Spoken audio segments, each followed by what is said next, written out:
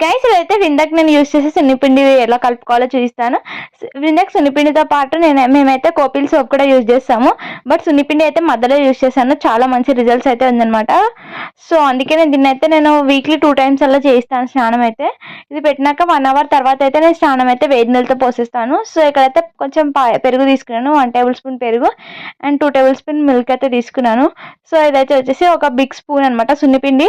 మా ఇంటి దగ్గర హెర్బల్ షాప్లో అయితే నేను తీసుకున్నాను అనమాట. సో మంచిగా అయితే ఉందన్నమాట. ఇదైతే మీకు కూడా మీ ఇంటి దగ్గర ఉన్న హెర్బల్ షాప్స్లో లేదంటే మీకు ఆన్లైన్లో అయితే బాగా దొరికిపోతుంది. ఇప్పుడైతే ఆన్లైన్లో చాలా ట్రెండింగ్ అవుతుంది కదా సున్నిపిండి, అదైతే తీసుకోండి. సో ఇదైతే నేను ఇంకా సరిపోలేదు ఇక్కడ మిల్క్ అయితే, ఇంకా కొంచెం ఒక 2 tablespoon అయితే యాడ్ చేసి మంచి పేస్ట్ లాగా అయితే కలుపుకోండి. పెద్దవాళ్ళు అయితే ఇక్కడ రోజ్ వాటర్ కూడా వేసి మిక్స్ చేసుకోవచ్చు అనమాట పాలు పెరుగుతో పాటు.